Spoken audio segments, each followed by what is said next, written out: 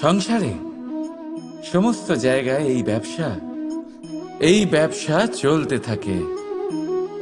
কিছু পাওয়ার জন্য কিছু দিতে হয়, লাভের জন্য কিছু বিনিয়োগ করতে হয়। যদি কারোর অনুভূতি জানতে হয় তাহলে নিজের অনুভূতিকে ব্যয় করতেই হবে। এবার দেখুন না, কারোর আসল চেহারা যদি জানতে হয় তাকে স্বাধীনতা দিয়ে দেখুন।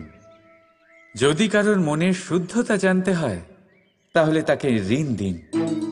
যদি কারোর গুণ জানতে হয় তাহলে তার সাথে একসঙ্গে বসে ভোজন করুন। যদি কারোর ধৈর্যের পরীক্ষা নিতে হয় তাহলে তাকে তার প্রিয় কাজ করতে বারণ করে দেখুন। যদি কারোর ভালো দিক জানতে হয় তাহলে তার থেকে পরামর্শ নিয়ে দেখুন।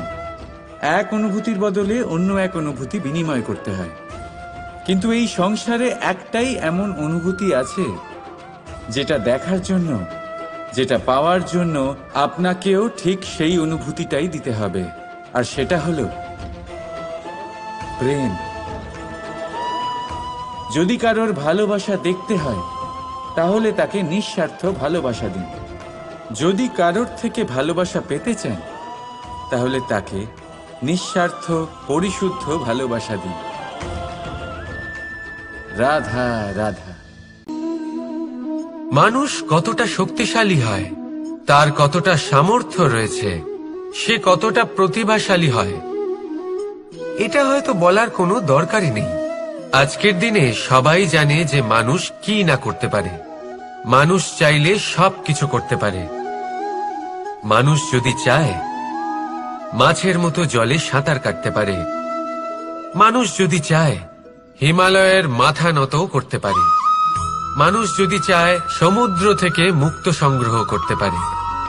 মানুষ যদি চায় তাহলে আকাশের পাখির মতো বিচরণ করতে পারে। মানুষ চাইলে সব কিছু পেতে পারে। সে জ্ঞান, সম্পত্তি, পরিবার, সাফল্য, সবকিছু। যদি কিছু থাকে যেটা সে গ্রহণ করতে চায় না,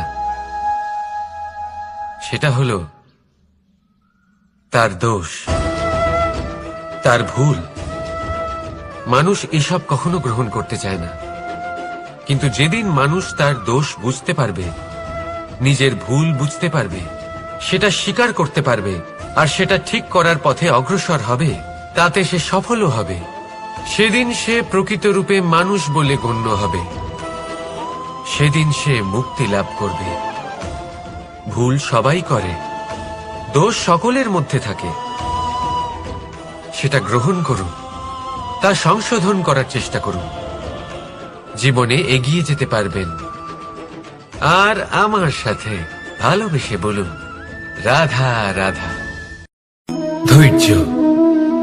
এই ধৈর্য কি কোনো গুণ, কোনো অনুভূতি, কোনো দৃষ্টিভঙ্গি? আমার জন্য ধৈর্য এক বাহন। আপনি হয়তো ভাবছেন এ কেমন বাহন?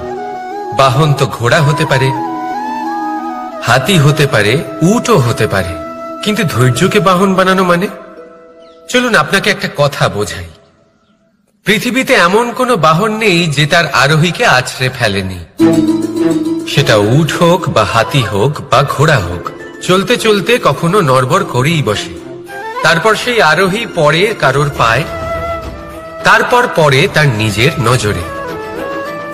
কিন্তু ধৈর্যরূপী বাহন কখনো কাউকে ফেলে না, কখনো না।